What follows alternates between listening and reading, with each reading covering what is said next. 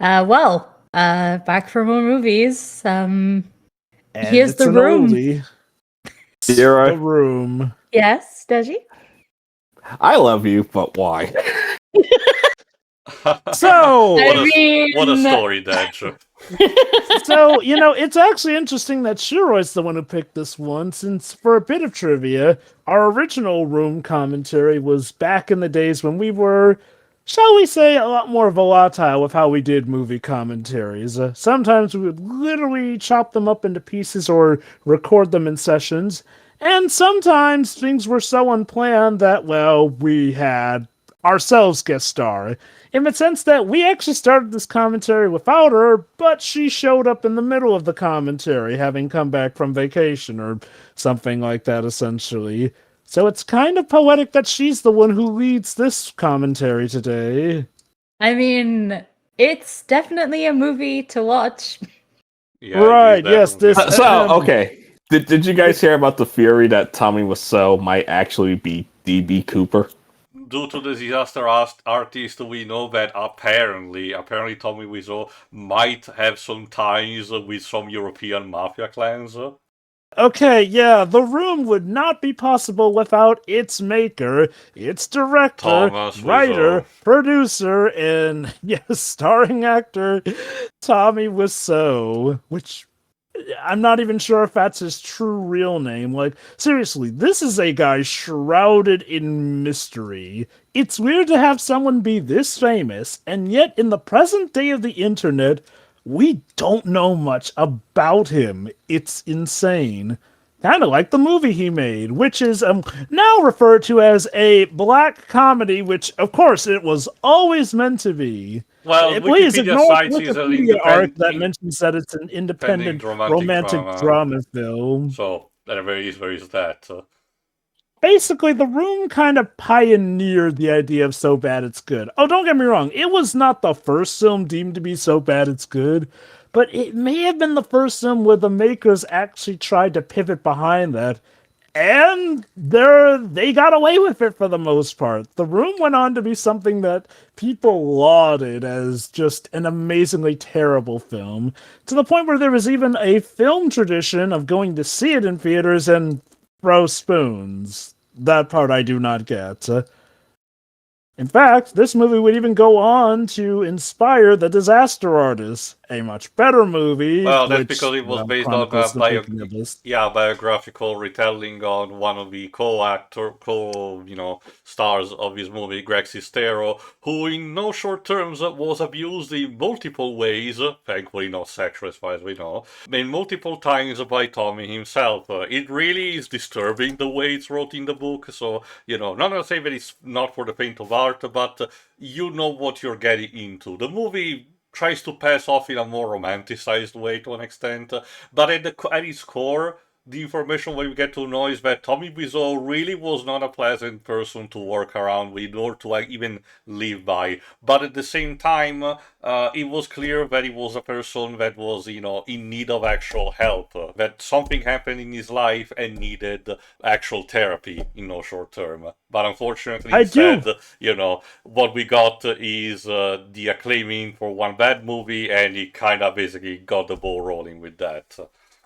I do wonder if eventually the two made up, since apparently Best Friends / Fiends was made supposedly with Greg Sestero wanting to reach out to Tommy Wiseau again, so I don't know if they got better, but with all that off the table, what about actually tackling the movie itself? So, Shirei, where should we start? From the black screen before all the logos, I suppose? Yeah, the Wiseau film logo, yes. Alright, 3, 2, 1, click. So I think that you have never seen this movie at all before. I am so Pretty sorry. Much, yeah. Shirai, is this revenge for making you watch Digimon the movie 4 years ago? No. Dead. She's not an Ace Attorney villain. She doesn't hold grudges for that long. Trust me, Jova, there are fictional characters that can hold grudge way longer than that. I held a grudge towards the Iron Giant for over 20 years. This is why I say Ace Attorney villains in general. 4 years, that's something, but Ace Attorney villains can hold grudges for Decades. Yeah, like I know, Patreon catchers that can do that for millennia. So, here we are in the ever so pleasant city. Where did they film? I forgot. It's been a long time since I watched documentaries and the disaster artist, so I don't remember where exactly they filmed. Although it's worth noting that it was clearly a bit of a guerrilla style. Wiseau did manage to obtain some permits to film occasionally in some places, but in others it was literally almost a candid filming, and it kind of shows. Yeah, most filming took place in a Burns and Sawyer soundstage in Los Angeles, with some second unit shooting in San Francisco, California. So, yes, he was indeed rolling around at the speed of sound. About the disaster artist, I didn't know it was about anything like that. I thought it was just essentially about the making of this movie. Technically, It that too, was but for the most part. It recounts from when Greg Sestero met Tommy Wiseau and tells all their vicissitudes while they were planning on making the room and everything. I recommend watching Dominic Noble's video about it because it goes in details about both the book and the movie.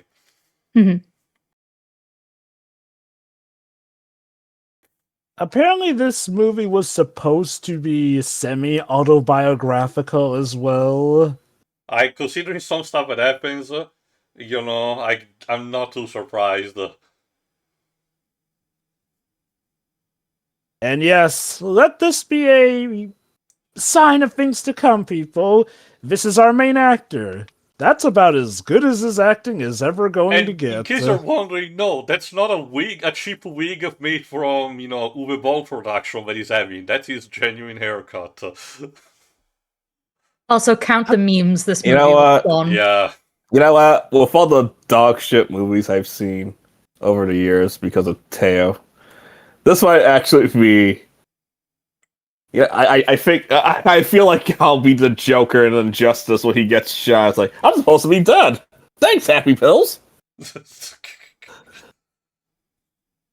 But there is something interesting I do have to say about Tommy Wiseau because he made a Twitter account like back in 2015, 2016. And so it's like, someone asked him, how do you make a movie? How do you do it? He said, just do it.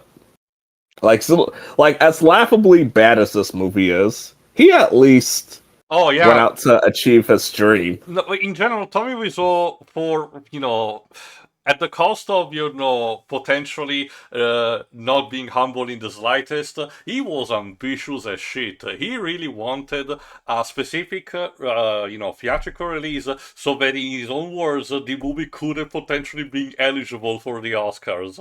He wanted to have the indie dream of this small movie with no budget who will get rise to the stars, kind of like the first Saw to an extent.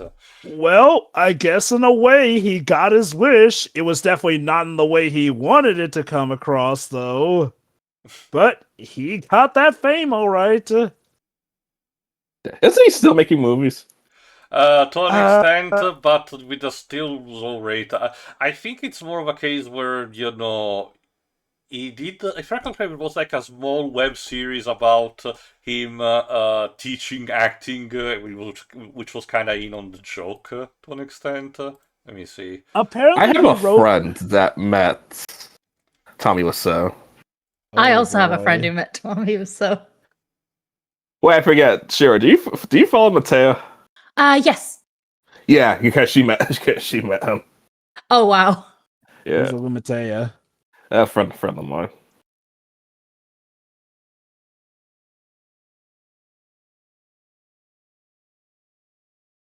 One of my friends saw a showing of the movie in London, I think, and Tommy Wiseau attended that. It was like to watch with fans, I guess.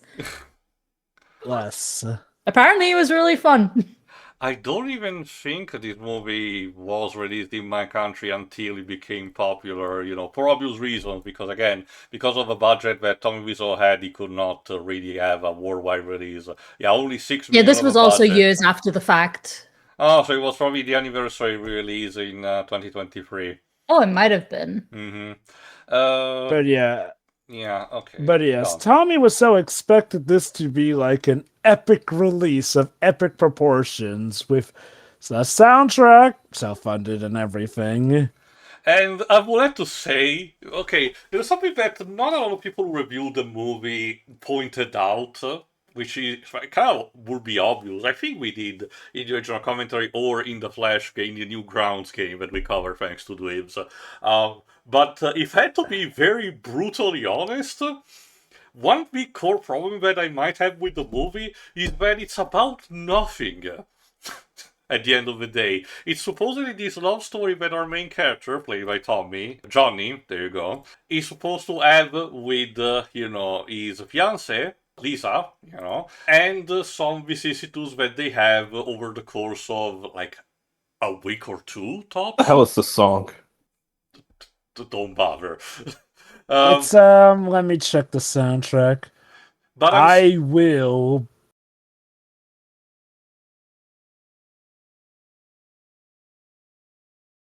But I'm sorry to say, it's really just, kind of a nothing burger. Like, yes, I've seen it's not particularly offensive if I just write on paper, a small slice of life about, a loving couple that gets, shaken up by events surrounding them. But I wouldn't be particularly thrilled into going to see a movie with that kind of premise if I knew about it. So, let's see. The score was written by Mladen Milkovic, a Bosnian composer, a music professor at Loyola Marymount University. He was approached by picture editor and sound designer Eric Chase, some of the few roles not occupied by Wiseau, to score the film, having worked with him on a previous film. Now, Milkovic did not have much personal interaction with Wiseau during the writing process, and he wrote his score through communication with Chase, who would relay creative notes to him from Wiseau, which means, yes, the score was made basically with a game of telephone. Goody. Are we watching a porno? Fortunately, Yes. there are a couple of sex scenes in this. And yes, you get to stare at Tommy Wiseau's mostly naked body for the entire time. Why is he so ripped? Well, he's just. And why is this going on for so long? Also, worth noting that mentioned in the Disaster Artist, a couple of actresses who auditioned for the role of Lisa, decided to drop out when we got to learn at their, displeasure that Tommy was getting a bit too close to them for the shooting of the sex scenes. Understandable. Yeah. I hope he really did get the help he needed, and that was all stuff that was out of his mind. Because if he knowingly did that while lucid, lock him up. So is he rich by any chance? Yes. Well, from what I can recall, millionaire rich, but definitely in a better place where he was 20 plus years ago. I was just wondering how he was able to get this funded, that's why. The disaster artist mentioned, apparently, like he said, he did at some level of ties with potential organized crimes in Europe, and apparently that involved also boutique shops. Yeah, don't ask. Possibly money laundering schemes.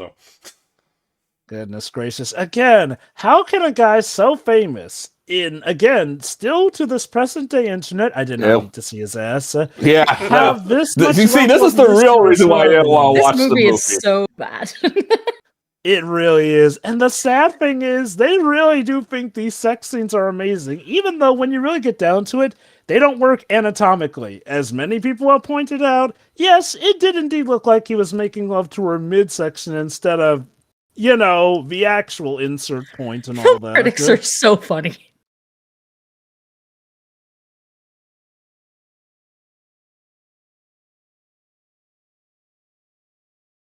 But it's like the old saying says, giving a reader or viewer a half-decent sex scene is like giving someone half of a cat. It's not sexy or titillating, it's a bloody mess. Alright, Lisa's mother is played by Caroline Minot. Also, this is not Greg Sestero's first bad movie. No, believe it or not, the second movie he was ever in, he plays Jamie in Patch Adams. Yeah, his first major role was an extra in uncredited extra in Gattaca, so his career really went down. But as he mentioned again in Disaster Artist, he was really struggling to find a role in Hollywood because again, Yeah. I know open secret and everything, but the movie industry, when it's not just disgusting, it's just ruthless. I will say, as much as we do dog on people for getting into certain movies, there are unfortunately some points where it's all the work they can get, and given how luxurious a lot of actors like to live their lives, especially those who live in LA, bills ain't exactly cheap.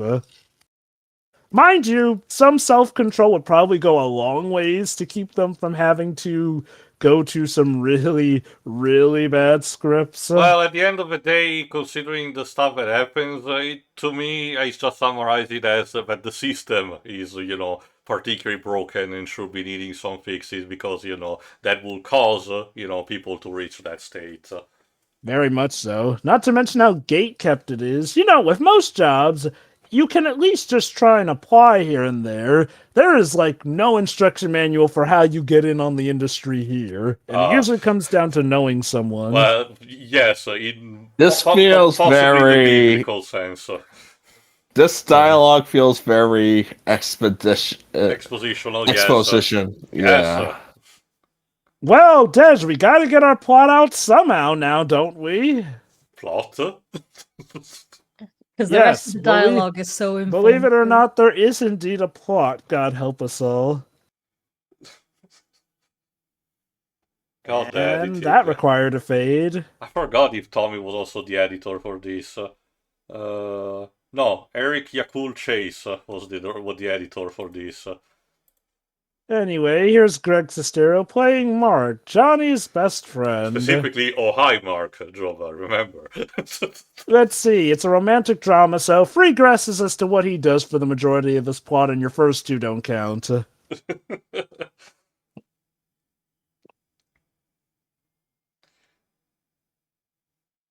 Does she? Alright, let me check Lisa's actress in the meantime. Juliette Danielle.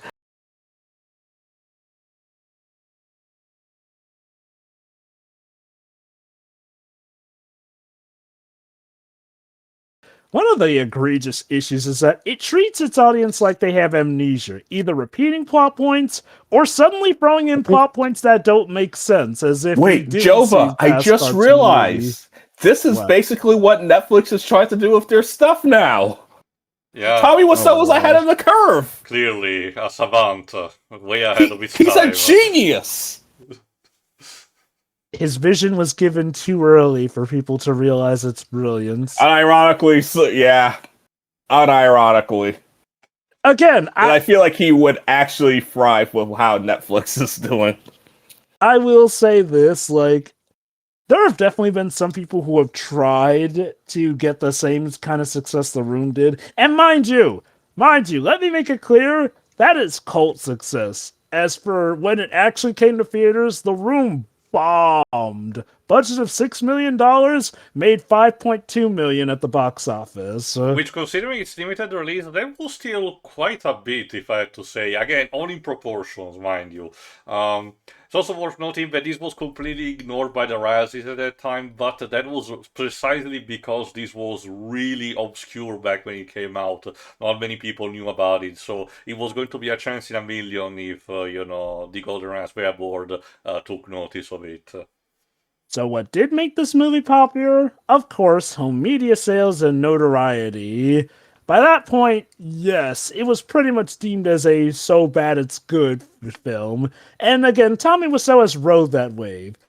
And as you can imagine, there have been some people who have actually from the get-go tried to make intentionally bad movies. And boy howdy has it not worked. I think the only person I can think of who has intentionally done it and it's worked is Neil Breen. And Neil Breen seems to I really cannot decipher what's in the mind of Neil Breen, and I frankly don't want to know.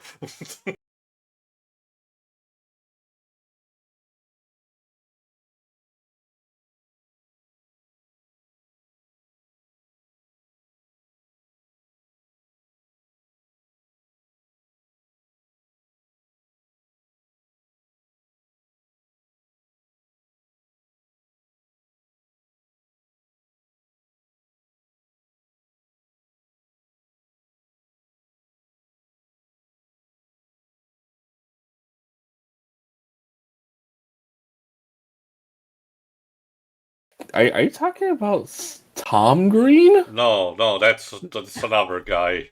Oh God, I guess Tom Green.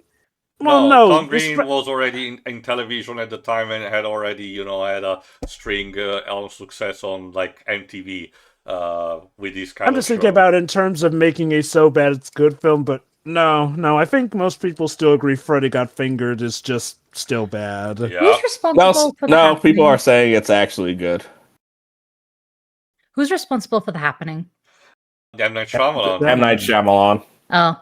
Yeah. Oh, the thing is, M. Night Shyamalan had too much of an ego to go down the road of so bad it's good. Okay, so I need to explain, because I did a marathon of all his movies. All right, hold on. Yeah, right, the plot here. Time for an affair. Yeah, cuck arc. Yeah. But That is so That's the reason why Shiroi wanted me to watch this. But you want to know the amazing thing, Dedge? Mark can't tell that she wants to sleep with him half the time. He's like, wait, what are you trying to do? God, wait, this what do is you mean got to by be that? the worst Netorare doujin I ever seen. Well, let's do it on the stairs with another R&B tune. But like, also, I have to say, this is technically an indie film, right? Yes. Yeah. For a 2003 movie, I feel like the lighting and camera angle is actually good for an indie Because film. with its limited budget, Tommy had actually hired an entire crew to work with the movie. So at the very least, there were some people who knew what they were doing. Okay, again, that's more than you can say about a lot of modern... Like Birdemic. Yeah, I'm actually shocked. Well, that's the thing. So like, there is effort put into it. Well, okay, if Tommy Wiseau was going to talk the talk, let's say he did walk the walk. He walked it terribly and horribly and worse than, like, a dog with only 2 legs left, but God help him, he walked it. I mean, yeah, sure. A W's a W. I mean, again, I don't know if he felt like it was a W at first, because I recall him not being happy with how it kind of bombed at first. But again, he rode that wave of popularity when it became popular for its badness.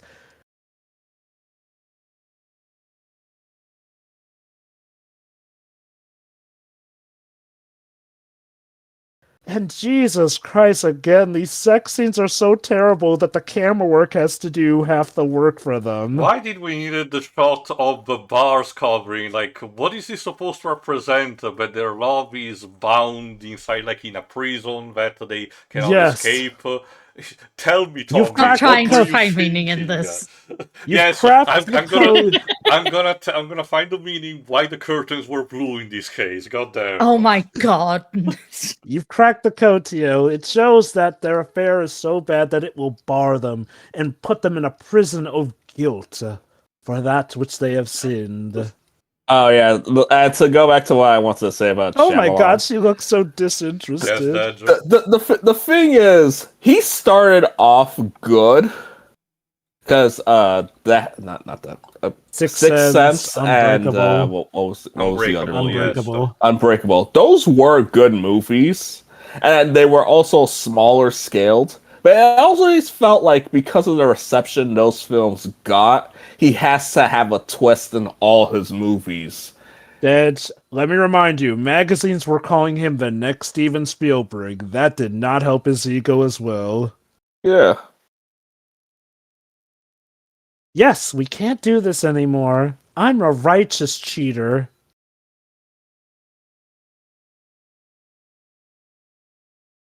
It's one of those tragic downfalls.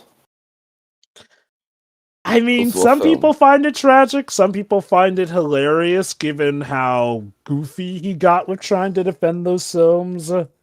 I feel like Lady in the Water was him trying to be pushed back towards those criticisms. This was one of the guerrilla-style shots, in a sense of that, if I recall correctly, the person behind the counter knew about, some degree of how the scene was being filmed, but Tommy had no idea that the pug was there, and did not notice it until the very end, which is why what he's about to do is completely improvised and genuine on his part. Wow, isn't it nice? We're There you seeing go. the genuine reactions God, of a that- thought-provoking actor And that who pun holds was the so flowers old. upside down as he... Why is he holding the flowers upside down? You do that, Jova, because Oh, right, as even yeah, to Floris let the told water you, out. yeah. Wait, why? Uh, Explain to the audience. Okay, basic botanic, much like in all living beings, liquid flows through each, of our bodies, including, and when it comes to plants, it's their chlorophyll or water inside them. So since they're cut and doesn't circulate properly, if you hold them upside down, they will weaver slightly slowly. Huh. A bit of Small life hack, floral I know. knowledge. Even the Floris themselves will do it. That tells me that you never bought flour for someone. I have. I used to see, work at a Whole Foods, and I was friends with people who worked in a Oh floral god, I section. forgot. Yeah, also there's this kid. This Danny. is Danny, which is played by Philip Haldiman, and I don't know what Tommy was thinking for writing this character, but he comes across, unfortunately, as very creepy. I swear, he looks like a fusion of every famous young male actor around the time. Leonardo DiCaprio. God, JTT from Disney. You name it. Why am I getting a sense of deja vu? Because the structure of the scenes is identical, but Tommy has no idea how to make, the composition of the script be more vivid. You'd think this is a slice of life anime at this rate. Oh wait, no, those can be fun. Like I said, the basic plot of the structure to me is one of the core problems of a movie, which feels really, really boring in hindsight. Which is weird because, again, Tommy really had a lot of passion and wanted this movie to succeed a lot. But I'm sorry, but with this kind of premise, it feels like even if it had more mainstream knowledge, and besides, upside the so bad it's good factor, it probably would have not caught the eye, if I had to say. Yes, early 2000 was the year where they were trying to revive the erotic thriller genre for some reason, but I don't think this would have worked. You know what this reminds me of? The Goes Wrong show, wherein, of course, the point of the play that goes wrong and its contemporaries is that it's a player show that goes wrong. The thing is, though, especially with the BBC show, the Goes Wrong show, when you actually analyze the plots of a lot of those plays, you realize that if the plays didn't go wrong, you'd be kind of left with a nonsensical but kind of boring or just bad story, even if it went right, essentially. And the thing is, this plot honestly is boring when you really look at it under a microscope. Because what's the plot? The plot is that Johnny wants to get a promotion, and he's engaged to Lisa, who cheats on him with Mark. With Hawaii Mark, yes. Oh, and also he has this kid, Denny, who he... Okay, we're not sure if he looks after the kid, if he's, adopted the kid, or if the kid just looks up to him like a mentor or something. It's just... And he's there. See, here's the thing, that after this movie was released, some mad lad on Newgrounds actually made a game which functionally is kind of a point-and-click game, which is supposed to be also an RPG, an adaptation of this movie, which also adds some minor stuff that supposedly has the plot point to make more sense, as in slightly expanded, so it gives a reason why things happen in one place or another. It's actually quite fun, and even leans into the secret theory of Tommy Wiseau being an alien. Did I mention that it also has turn-based combat? So that automatically makes it a better game than Eek. Yeah.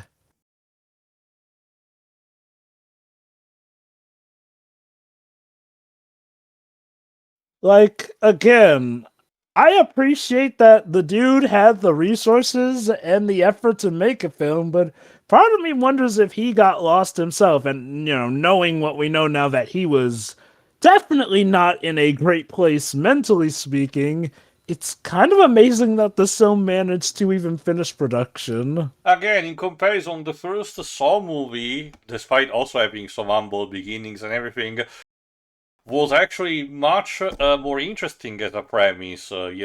Something very simple to accomplish by Lee Wanell and James Wan, that still managed to evolve into something that was very interesting and revolutionized the slasher horror genre, which at the time was considered nothing but dead.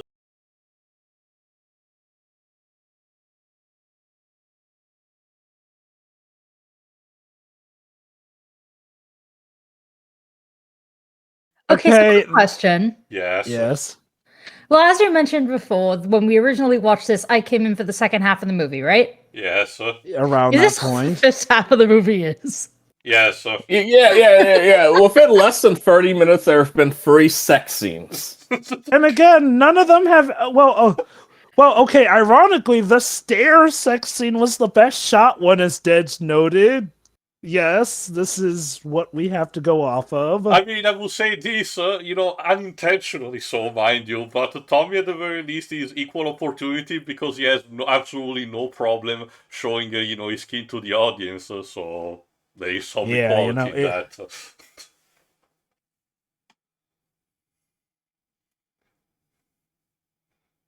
So, the plot can't seem to decide if Lisa is a sociopath or if she's just quirky, shall we say. Because, she acts like she's having fun with sex, but then... The only thing we know is that she has an overbearing mother who also definitely might have breast cancer.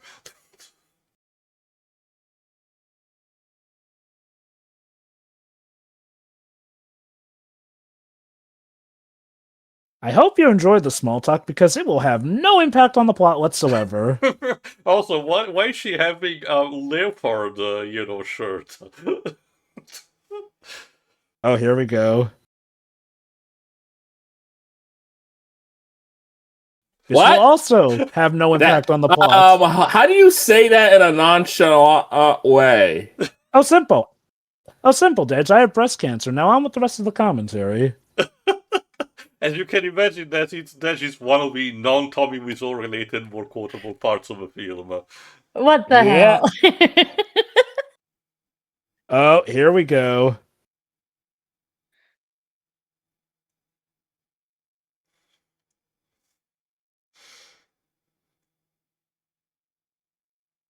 That is a bald-faced lie. Holy shit. Of all the things to be topical about...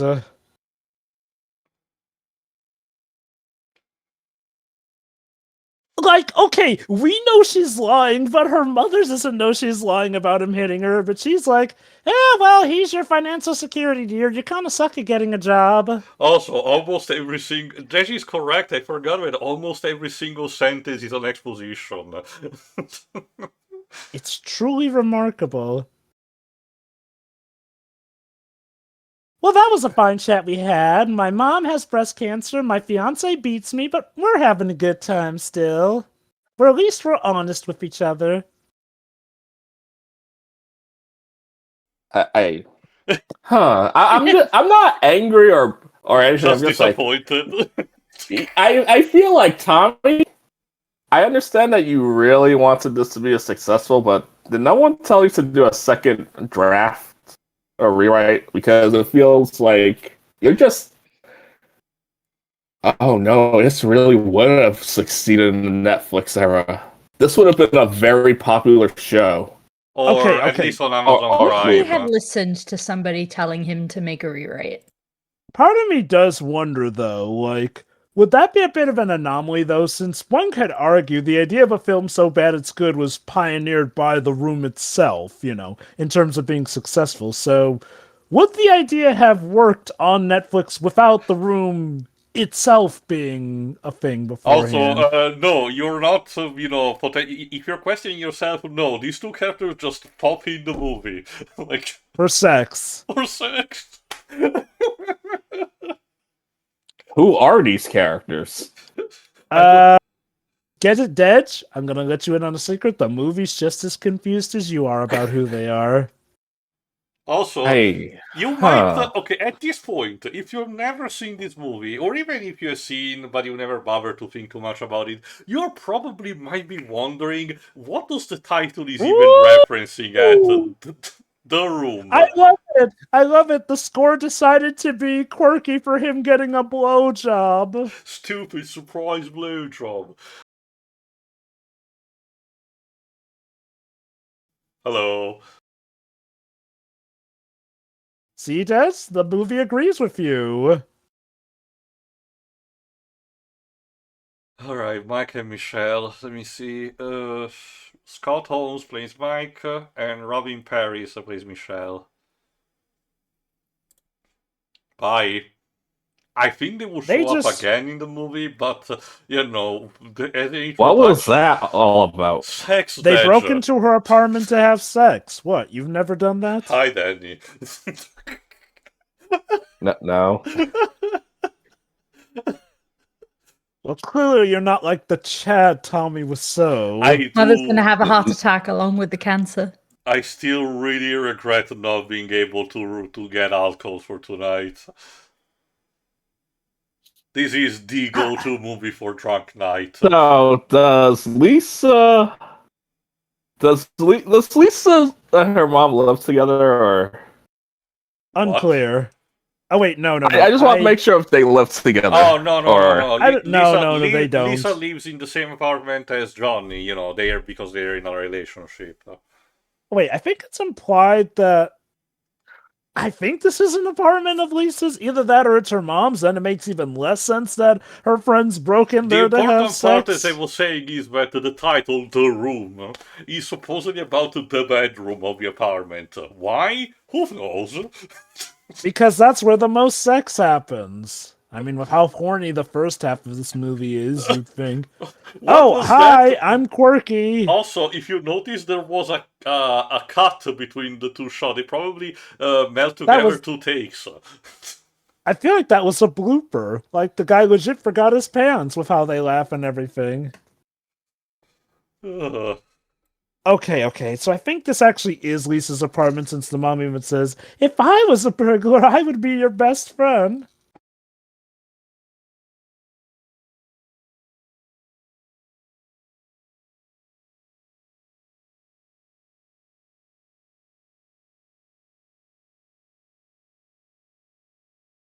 You know, part of the reason we're a bit unclear about the plot, folks, is that, well, the plot doesn't explain much. And Dej, are you ready for an entire shift in mood now? Who's ready for some people?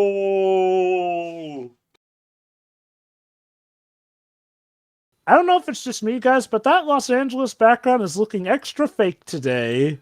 Chris R. It looks so bad. Chris R. is played by Dan Janjijan. Janjijan, okay. Much like some of the other actors, his career really went nowhere.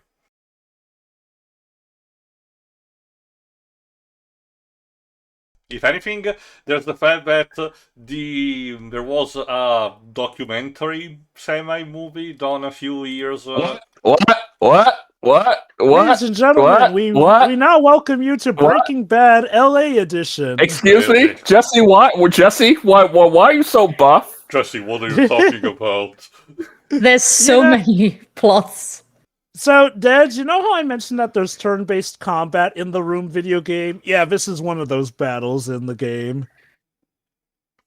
Clearly, Toby Fox took inspiration Ain't no way these two guys could handle that one buff guy like that. But they did, and I guess they're taking him to the police. The Tommy Wiseau is so cool, he can actually, destroy single-handedly one armed robber, or just one buff guy. It's kind of like a cool cat. Okay, let's hear this plot out.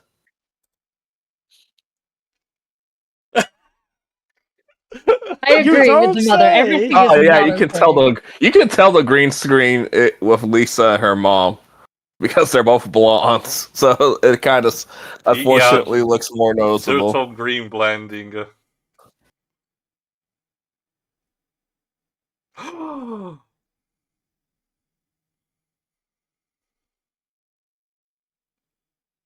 What, the drugs or the money?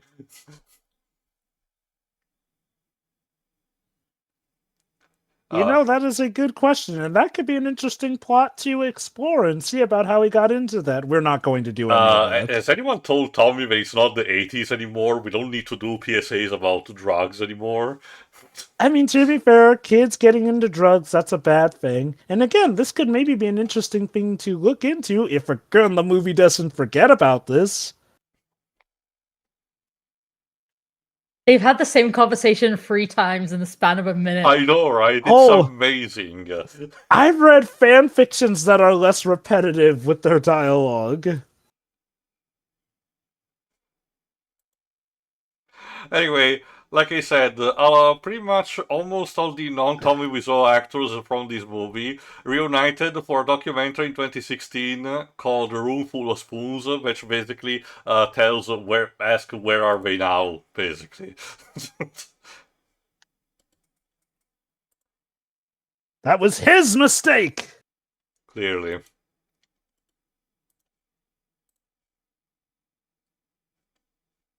Oh, that emotional tremor from Tommy Wiseau's voice. Johnny's like your father, and that's the most we'll explain to what he is in correlation to you. Wait, aren't you already home? You're at the apartment, aren't you? And now we cut to Lisa calling Mark for sex. If I recall correctly, the Newgrounds game suggests that Danny lives like in a small, room closet under the stairs. That would explain a lot given how he acts. Why does she do things like that?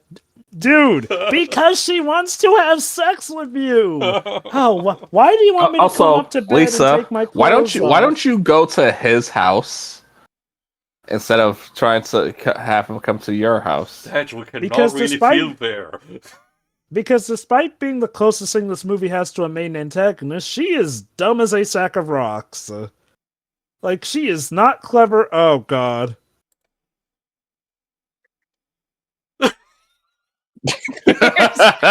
There's a meme. Simply amazing. We did 180 takes, and that was the best one. Ironically, this is the most emotions he's had in a movie. See, that's the thing that it's also told in the Disaster Artist. The bottle that was a suggestion from Greg Sestero because Tommy was not for the life of him remembering his lines. So Greg told him focus on the bottle and the throwing, and things will come naturally, and it did work. To what extent? I kind of find it insane that the writer of his own damn movie forgot his goddamn lines.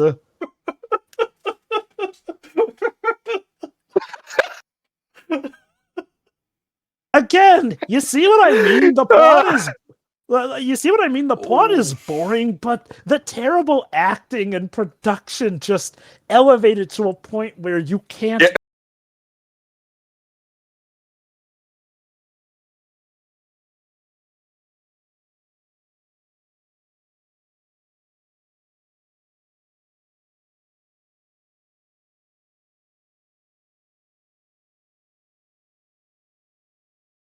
This isn't me going insane. It's just like all the bad movies I've been watching, especially stuff that air on Netflix or streaming services. It's like this would have been on par with them. That's why this is as terrible as I thought it would be. It's like no, this is kind of bad. It's par for the course.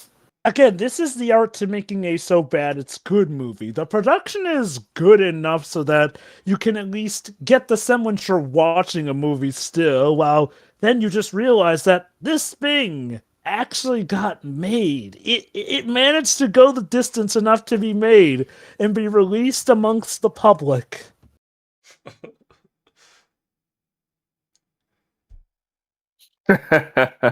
Also, what did Lisa's mom tell her? Like you hit Lisa because I kind of feel like we just jumped. No, she didn't mention it at all. So I'm just like, wait, what? If she did, it was off screen. I presume that's why he's yelling about not hitting her. The whole subplot of Lisa saying that her fiance is abusive to her will come to an end to an extent for the climax. So.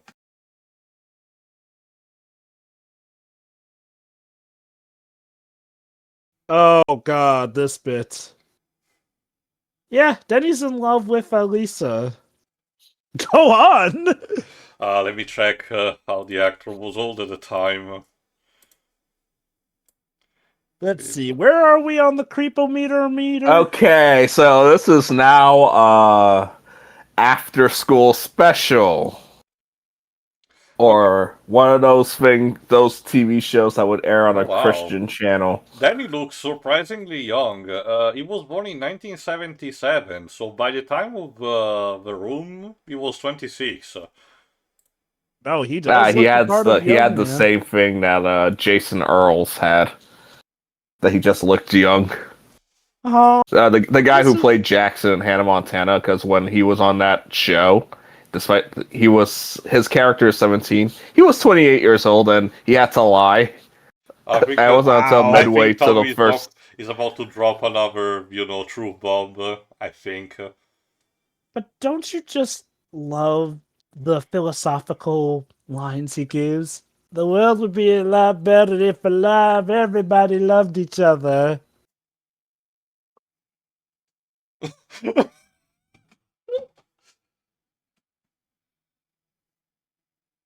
He says this while talking to her fiance. I guess he did pay his tuition. Again, where are this boy's parents?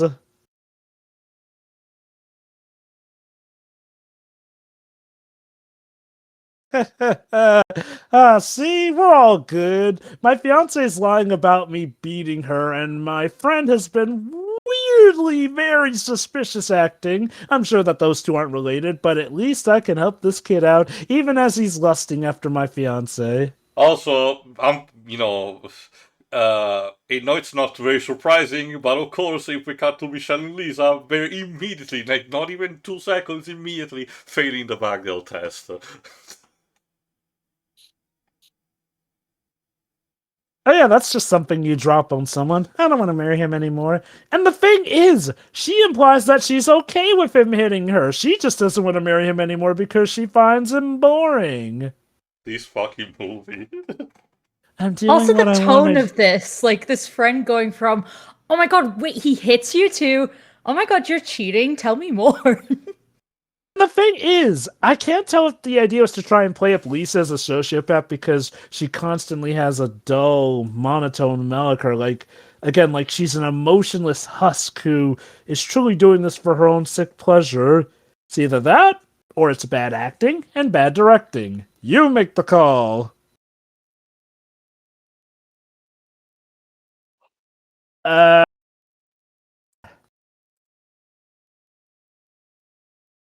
Did you ever had feelings?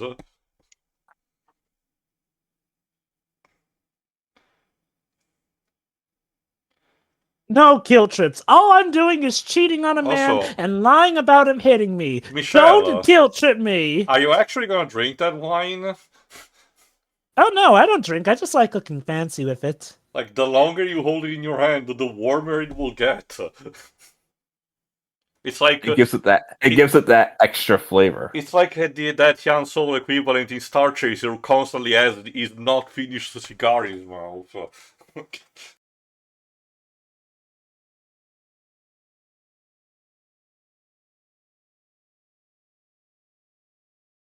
Yeah, sure.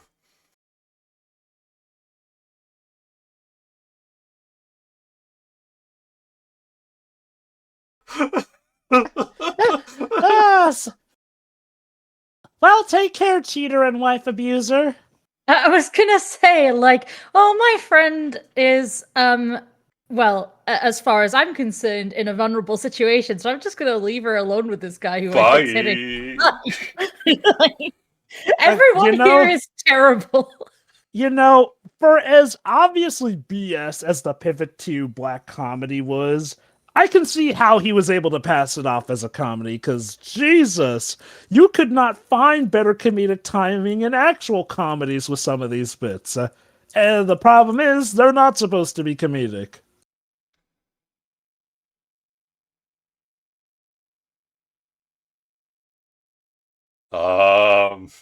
Wow. No, I don't.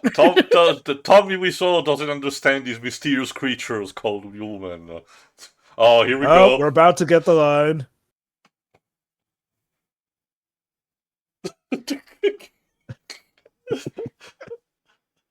Get ready, Dad. Yeah.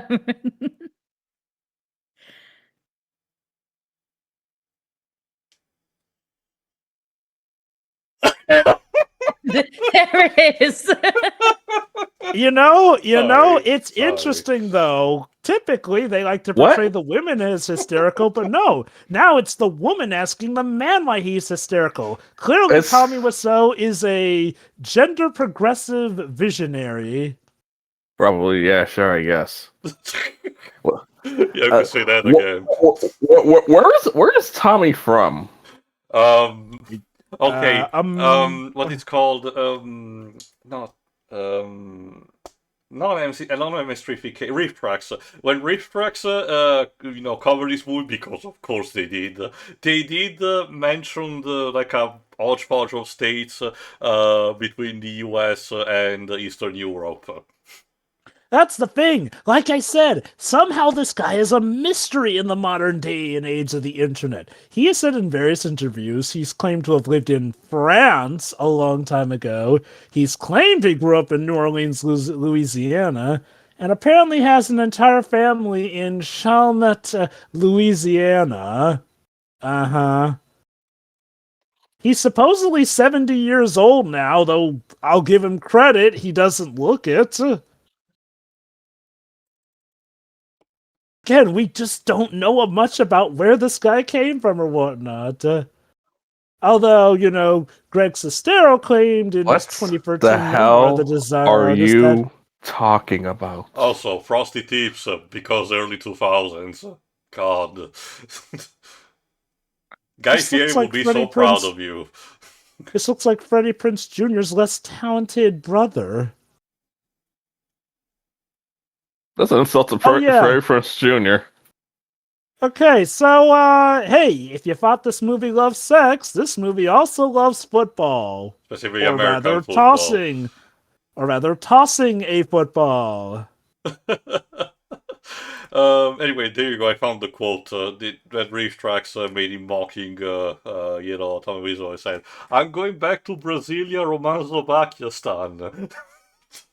Again, how has this guy managed to go under the radar with, details of himself? Like, I tell you, there are celebrities who wish they could go as under the radar as Tommy Wiseau manages to do, despite being a celebrity at this point.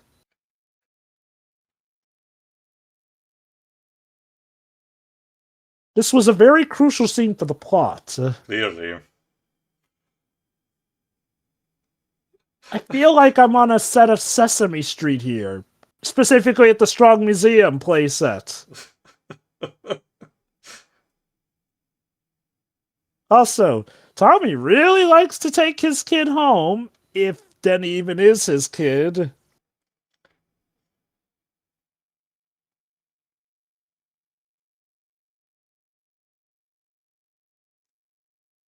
Okay. Didn't she tell you that he didn't get the promotion, so he may not have as much money? I wonder if that line, where she calls Johnny her husband and she asks for a mind, I do wonder if that was the actress flubbier line and Lisa's actress had to correct her, and we just kept it in. Beautiful. What do you mean she doesn't want to talk about it? Again, as far as you know, he beats her. You don't know Although yet. again...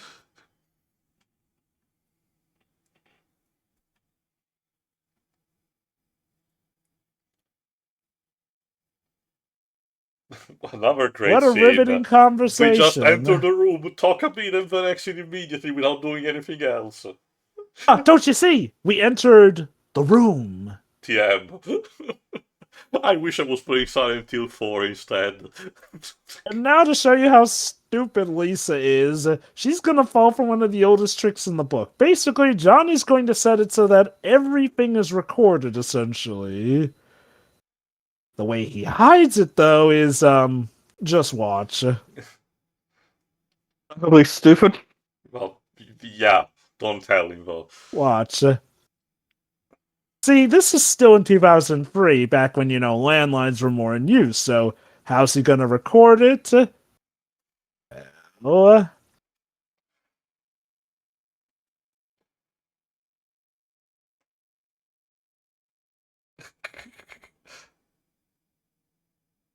he's going to leave it on record that whole time in one of the most obvious places to check, right by the damn thing. Not to mention, I don't know how long that audio cassette is supposed to be if you can leave it on record for hours. Yeah, true. Lisa may be stupid. He's dumb too. Like, by all intents and purposes. It's one of those Hollywood cassette tapes where it just works to your convenience.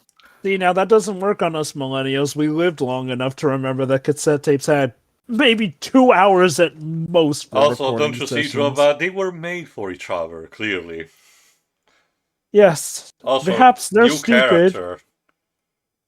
And this one is actually semi-important to what poses for a plot in this movie. This looks like a great value version of not Michael Keaton, but Val Kilmer in Batman Forever during that scene where he visits his waiting industry. Therapist? It just raises too many questions. Yeah. But yes, he's a psychologist. So in universe, Johnny is actually supposed to get some therapy.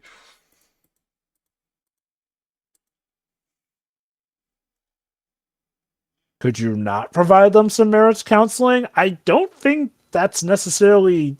Okay, I don't think conflicts of interest are the most in mind with therapy, as long as both of the people consent. Well, there is a thing called confidential, you know.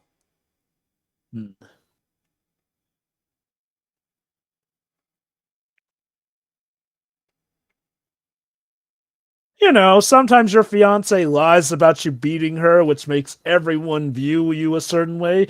Life's complicated, but, you just gotta love her at her worst, so you can have her at her best. Kind of advice is that? Hey, there's how I mark. Also, if you notice that Tommy was hitting the lamp behind him. Don't you see? It shows how real it is. Truly, every frame is a painting. You see, you've never seen cinema this real before.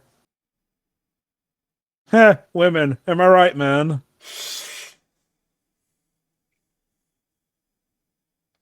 You are not subtle in the slightest, dude. You're just lucky that Johnny's an idiot.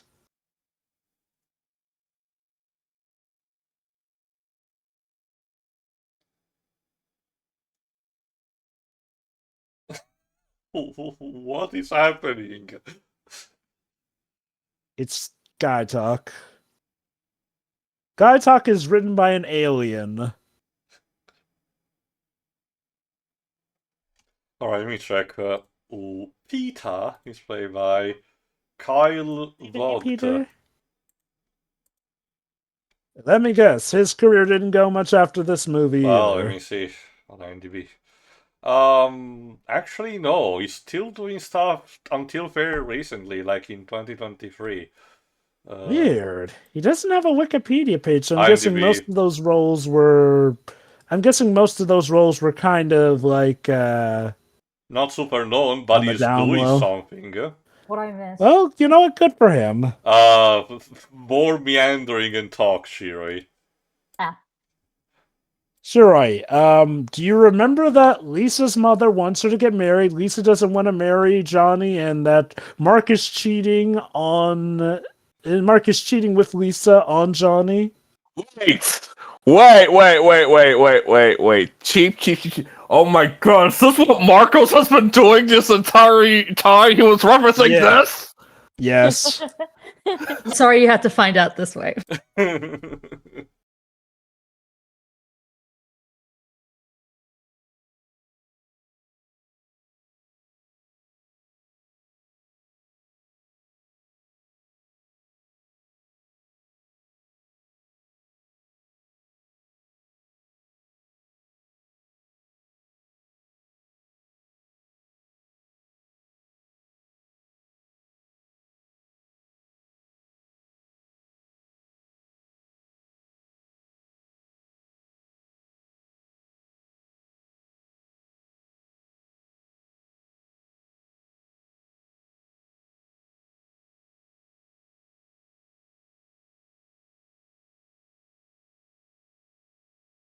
This is more of an origin for Tommy Wiseau than we know for him in real life.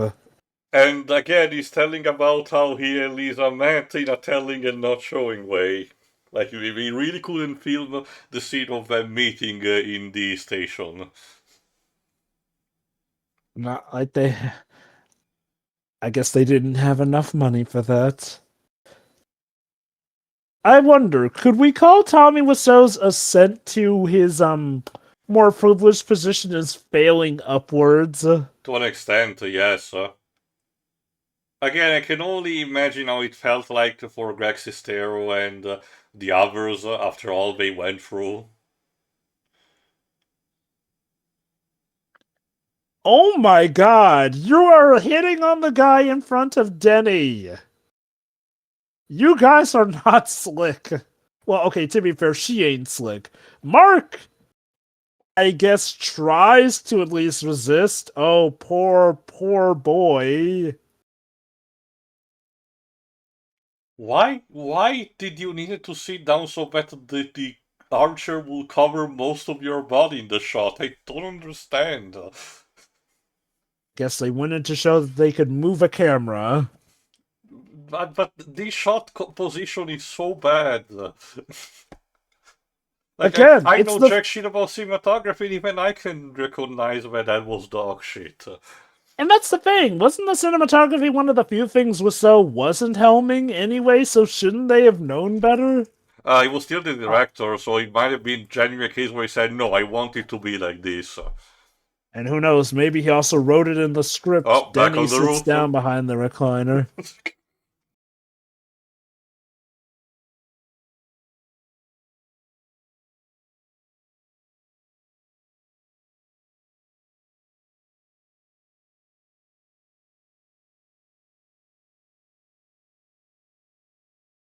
But I thought drugs were bad.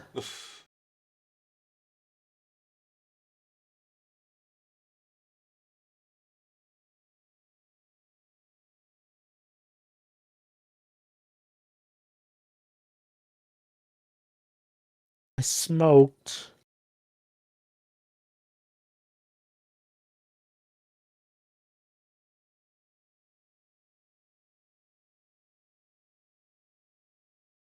Yes. Oh.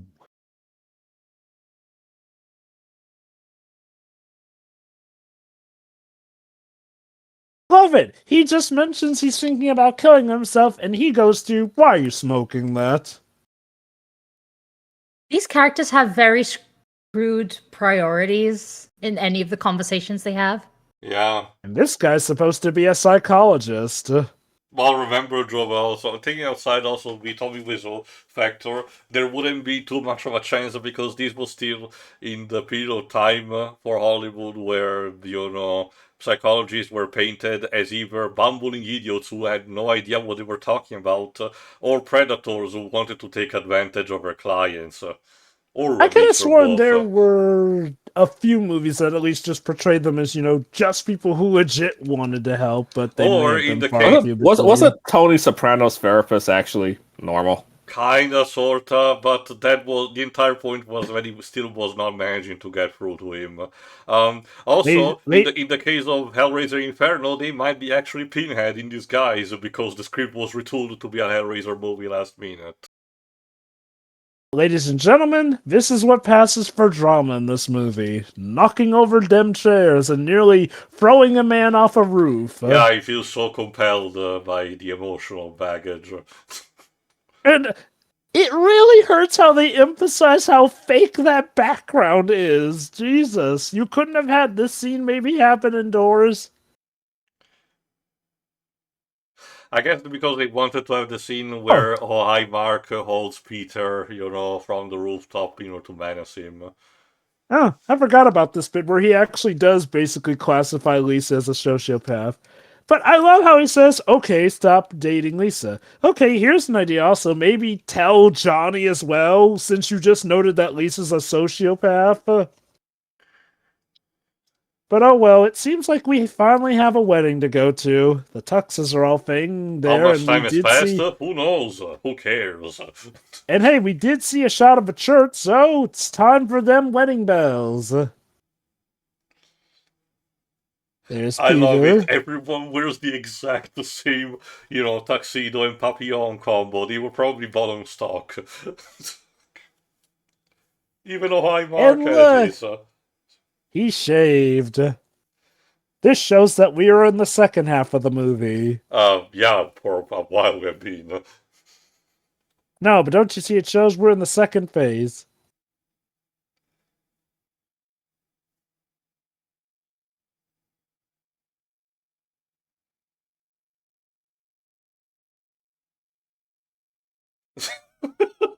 If it will get you people to stop, sure. I'll throw the football with you. Again, this was Having clearly fun. this was clearly another guerrilla shot where they did just in a back alley.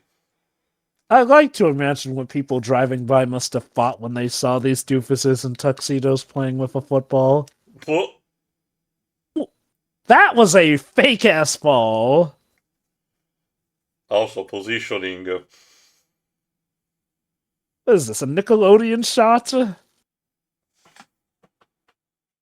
Thank goodness the tux didn't get ripped at all from that. So, wedding next, right? Right? I mean, we were in our tuxedos. We saw a shot of a church. Also, I'm So, of pretty course. sure this is the same place where James Gwen filmed a couple of scenes for the movie that he did before Birdemic. I forgot what it was called. Not Jack and Jill, but something else. And I am pleased to announce that we will not be getting a wedding scene after that. What? So, you show a shot of a church. You have them in their tuxes. It seems like they're getting ready for the wedding. All they do is just throw the football in their tuxedos. Julie and Jack, that was the name I was thinking of.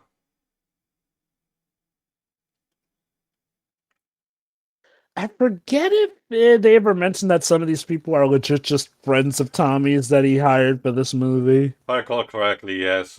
Mostly basically favors.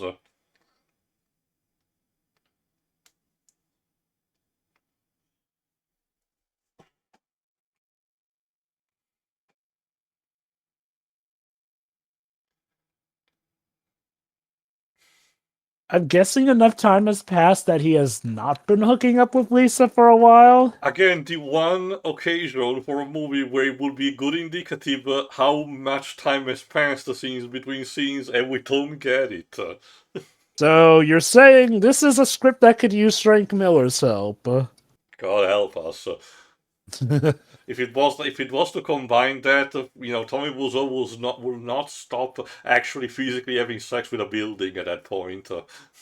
Oh God, Tommy Wiseau having sex with a building. Which line? The "How is your sex life?" Yeah. line. Again, such a nonchalance in saying, "Oh, the secret handshake, of course." You think Tommy Wiseau can do a good dab? Maybe? Question mark.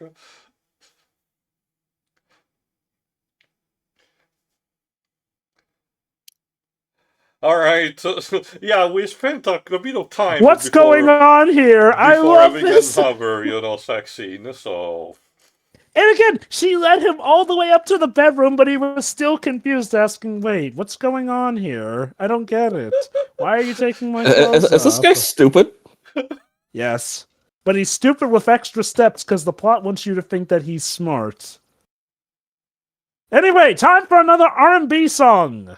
The plot is doing a really bad job at telling us that he's smart. Shira, you could have just stopped at saying the plot is doing a really bad. You know, that's the problem also. So one scene, we literally have a scene implying that he's been going quite a long time without hooking up with Lisa. Smash cut to Lisa leading him up to the bed. It's not even a sense of showing him being tempted or being lulled back into it to show what a magnificent villain Lisa supposedly is. It's just... Truly, this is the better movie between this and Gone Girl.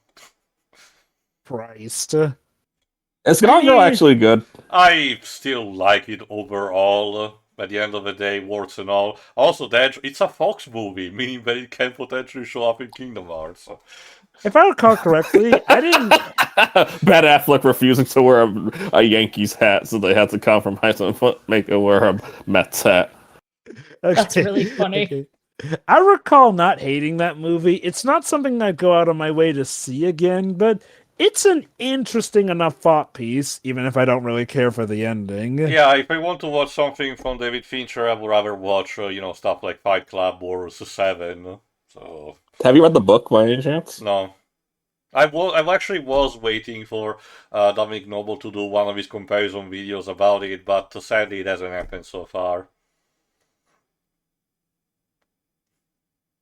Yeah, this is still going. What? Seriously, what is this music? It's R&B songs that they license for the sex scenes. It feels so out of place. That's because the score tries to go for a somewhat fantastical sounding thing, cheap as it sounds. Then you suddenly have to class that with R&B tunes.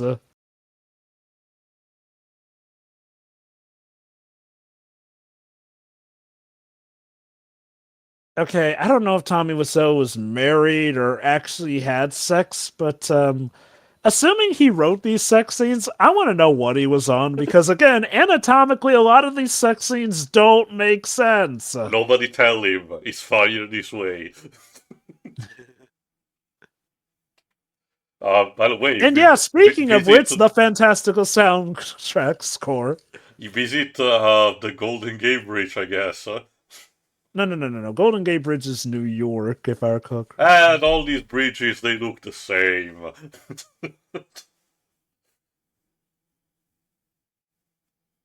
Okay, you know what? Ignore me. You were right. The Golden Gate Bridge is San Francisco. You can tell that Tail is a Dragon Ball character because he'd be very fascinated with the bridge. Well, that's a thing in Kakarot where you're flying. All the characters there's commentate on the bridge. I thought you were gonna say he's not a Spider-Man character because almost every fight scene takes place on a bridge with a woman falling off. Whoop. Football! Football time. Again, not even football proper, just tossing the old pigskin around. We're not even kicking it, which is what you do also with the football. It's literally in the name. Football. Foot on the ball. The foot kicks the ball gets kicked, Jerry. And now they're wrestling. Whoa. Scene! That was a great scene. And now sweeping with Lisa. Just whistle while you work. Oh god, can you imagine if this somehow made it into Kingdom Hearts 4? What would it even be about? Again, it was already a miracle how the Newgrounds game managed to do something about it, but... You see, Tio, it turns out Lisa has... What is this Newgrounds game of the room? I'll give you a link later. It's literally the room, the video game. Anyway, he shows up with just a few words and then get immediately to the fucking... You see, Tio, Kingdom Hearts-wise, it turns out Lisa is possessed. By the and darkness. Is slowly turning into a Heartless, which makes her crave the hearts of both Johnny and Mark, which is why she cheats. And it's up to Sora and company to foil her evil plans and help save Johnny from being turned into a Heartless as well. I love it. For this one occasion, the fucking happened, in between. I Michelle. You're still doing this! What was that face when Michelle... Yeah, what is this face? She's like one of the big things from the Truth or Dare movie. Where we have the Rictus Green. I swear, I have not yet seen that movie. I've just seen so many awkward thumbnails from it that make it look like a quirky comedy instead of a horror film. I'm emotionally ruining my fiancé. Okay, that was definitely a different take. Now, keep in mind also, remember, the tape recorder is still underneath the table. We don't know how long it's been, but that thing will come back into play. So, how much tape did he put in it?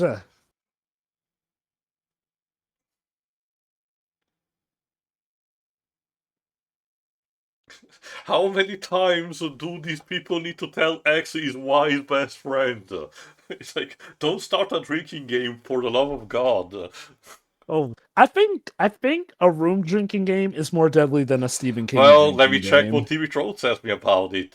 Yeah, whenever a character says, oh hi, whenever Lisa and Claudette are about to have a heart-to-heart talk, be sure to take a go when Lisa explicitly states that she doesn't love Johnny anymore. Whenever Johnny laughs, okay. Prevent the unnecessary scene draws to a close, down your drink. When a character shows up with no introduction, of course. Mark says what's going on, while Lisa is trying to seduce him. Oh, you're a terrible person. Which one? Yes. Take one sip for every time a character, including Mark and Johnny, say that Mark Johnny is best friends with Johnny Mark. I told you. There we go. Whenever a character says some variants of don't worry about it, everything will be fine. When characters are playing football, drink water after being shown parts of San Francisco. Anyway, throw spoons whenever you see spoons and then take a drink. And whenever a character shields Johnny in some way. Also, whenever Danny says something slightly creepy, I just like to watch you guys. Take a sip whenever a character, do not change sip for two or more characters taking these actions together, treat the shared action as a singular one. Obviously enters or exit the rooftop by the implausible space-time dimension breaking vehicle of the awkward teapot shed in the corner. Yeah, if you note that every character needed to kneel down to actually pass through the thing. Take a sip every time someone refers to Johnny and Lisa as the other's future husband or future wife. A big gulp on the most famous night in the movie or Taming Power Lisa, and something about the spoiler at the movie's end. If played correctly, you shall be utterly blasted just in time for the first agonizing sex scene. Holy cow! And the first sex scene is relatively early into the movie, too.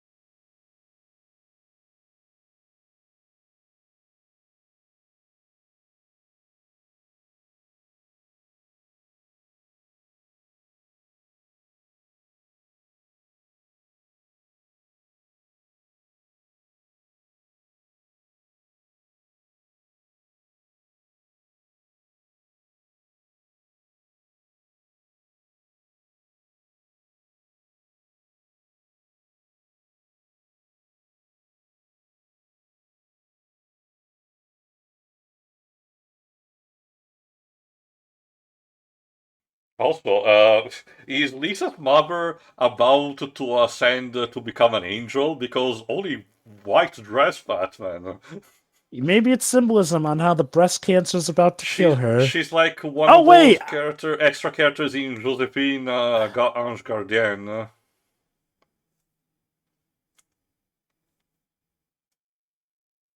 Are we in a time loop?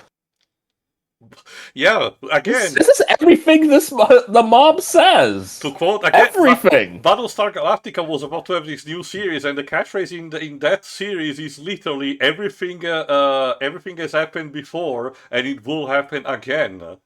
There's no escaping it. We're trapped in iDevice cybermancy. It's all about cycles of guilt.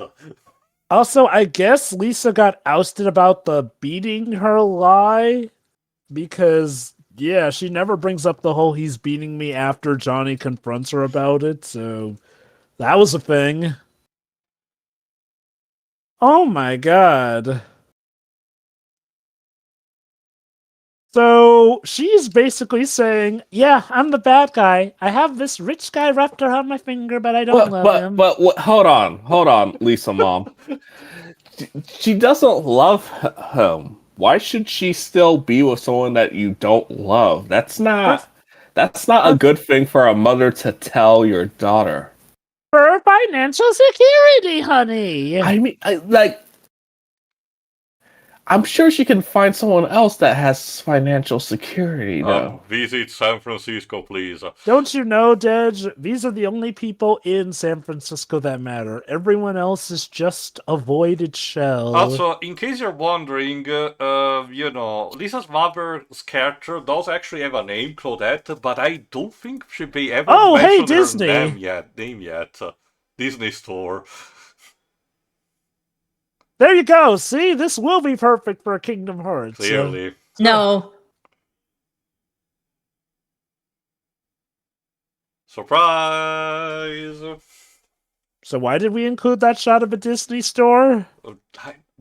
Shut up, Because he wanted Disney to pick up this movie.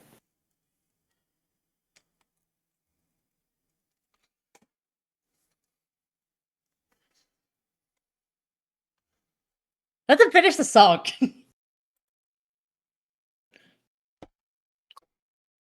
Welcome to being however old you are. Yes. Well, again, one of the theories was about, Tommy Wiseau being an alien. Just as many believe him to be a vampire instead. Jesus Christ. Which, honestly, you're doing a terrible job upholding the masquerade, buddy. Definitely not I guess. Sperato. Yeah. Would you say he's still a better vampire than the vampires in Twilight? I mean, I know that it's the go-to joke for that, but I will say no. This guy is worse, technically. They were not good at hiding themselves, admittedly, but they had better set of rules and everything. I guess this is a bit of a better vampire than the ones in the Blade Trinity movies. Oh God, Blade Trinity. Well, the entire trilogy as a whole, because again, Deacon, the villain of the first movie, Stephen Dorff's character, Duke Goss's character from the second movie, and of course Drake from the third movie. They're kind of lame. I think they work enough as bad guys for Blade to hack into, so vampire-wise, they're fine enough for me. And they don't, piss on the legacy of vampires like the Twilight Saga does. Blade 3 is still a bad movie. Yeah. Oh, yeah, There's still that definitely. scene in Blade Trinity where Drake enters a goth store that, is supposed to showcase a bunch of things of a tarnished Dracula name, and just in order to, hammer the point into your skull, they even have a box of the Count Chocula cereals. That's the thing. He talks about how these newcomers have bastardized the idea of a vampire, yet he shortens his name to Drake to modernize it. Hypocrisy, it's much, also Drac? weird because Dracula as a name is completely in the public domain. They had literally no problems in using it. I guess they want to give him a more normal name just so he can blend into society. It's like, who are you? Oh, I'm Dracula. What? Ladies and gentlemen, the peak of these two idiots is stupidity. Cheating during a birthday party. This is one of the many reasons why I completely avoid the Netorare tag like the plague, because I despise this kind of behavior. The what? Netorare, that's the Japanese word for cocking. Like, not only at a party, like in the living room. Yeah. I know, right? You are begging to be caught. I mean, maybe speaking of which, I love how they introduced this character just so that we can have somebody who doesn't know that they're cheating reprimand them.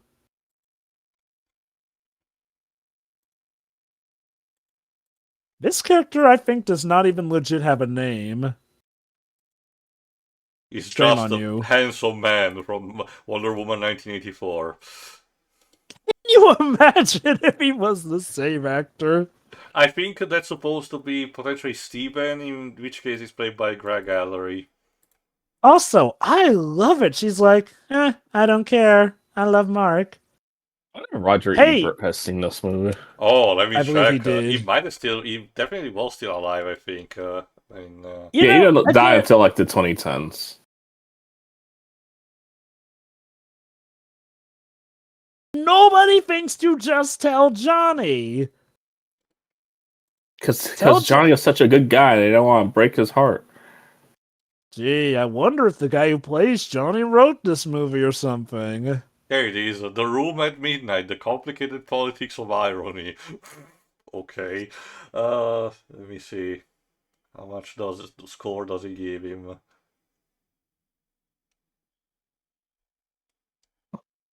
I guess we're in a different location here at a restaurant.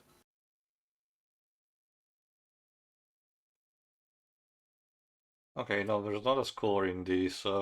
Maybe it's another place. Okay, but when did that happen? Well, to be fair, they had a lot of sex. Oh, there it is. I found it. No, actually, no. This is another. This is the movie Room, the one that you referenced with that panel with Carol Danvers. You see, here's everyone even telling her, look, just be honest with him.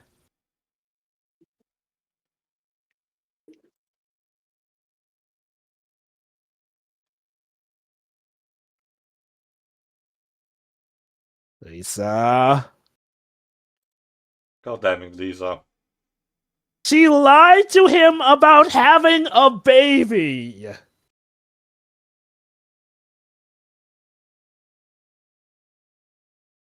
I love it. Her reaction is, are you feeling okay? And not, you need to be committed. You know, in some places, lying about that is illegal. Yeah. It's literally lying about a medical condition when you get down to it. So. Like, at this rate, you'd think her plot is to keep him for his money and all that jazz, but, like, no.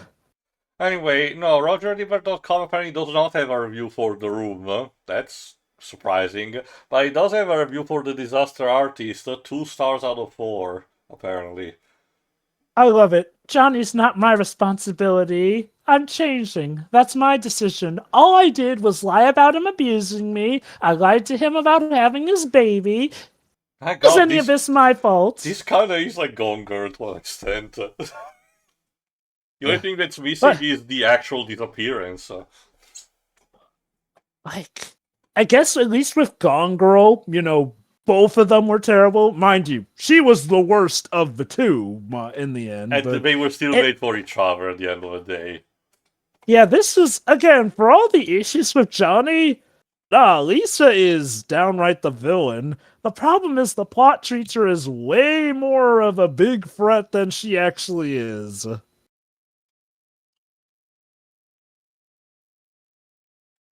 Oh god, everyone lusts after Lisa in this movie, even the side characters. This is fanfiction tier of romances. This feels like the cut scene from Scott Pilgrim. Is there anyone you haven't slept with in this room? Everyone raises their hands. But it gets even better. Lisa didn't think that Mark might wonder if the baby was his, even though there is no baby, which leads to this.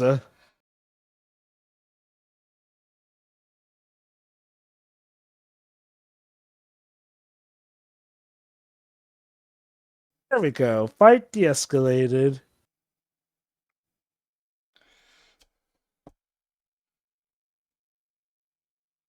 Well, that happened. That was a thing. Next scene. Cut to black. Visit San Francisco, guys.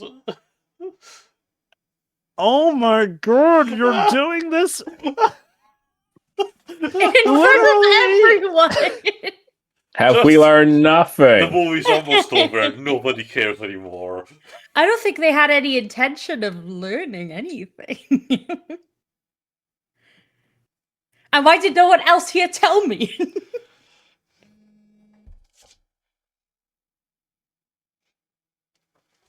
And now we immediately go to another fight. You know, that is actually a good question. What planet is he on? Girl, aren't you married?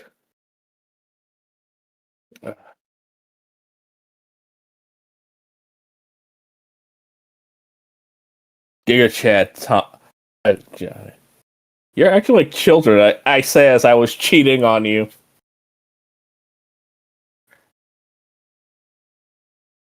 This is another fight in the video game. Why does that feel ADR'd?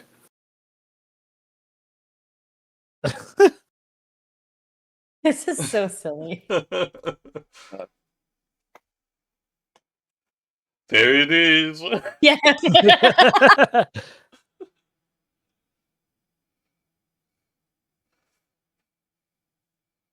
Visit San Francisco again? The Disney store? With the please? Disney store! Well, Lisa, I, for one, think this might hurt your financial security. Also, why are you having Shadow the Hedgehog, color-coded clothing? This is Because who she's I fed am, up dear. with this Sonic Lost World.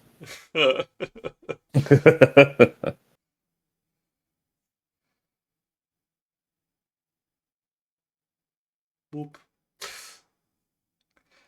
Yeah, this gesture that Lisa and her mother had about booping each other's nose is so weird. Some parents and kids to do it, but that's the thing, parents and kids. Like they really, I don't know adults who they- usually again, do they- it with each other who aren't, in love. The movie clearly wanted to have some sort of, kind of bonding that the two had,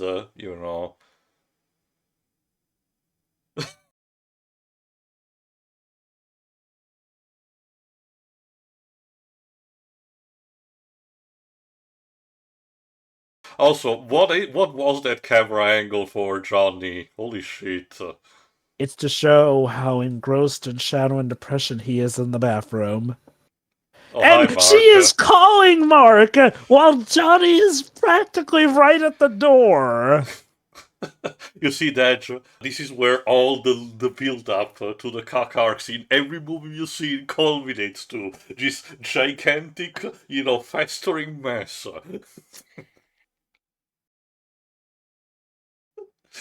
I ruined his life, but he's being a big baby about it.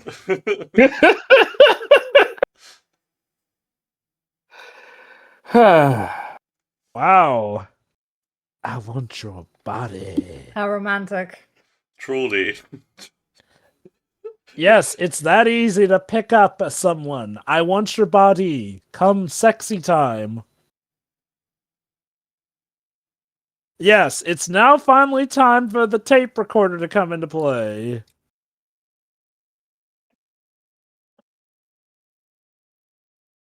The thing is, they really have to treat it like a twist that she was cheating on Mark. Yeah, that even audio though cassette is holding clearly has probably footage for like 30 minutes tops. But it's been apparently recording the whole time.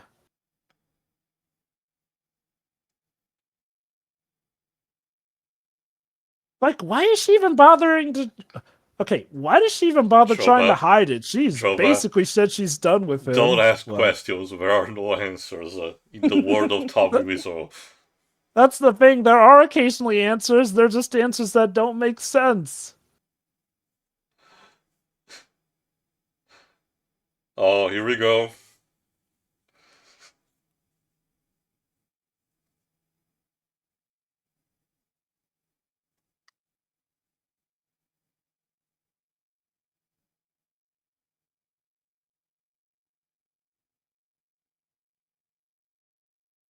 Would you say your princess is in another castle? The delivery is iconic.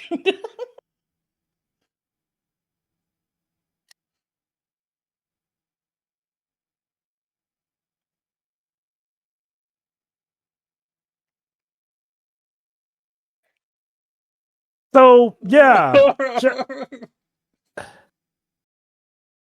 Just for reference, it was indeed recording all those days, apparently. And he knew specifically where to go to have the specific conversation.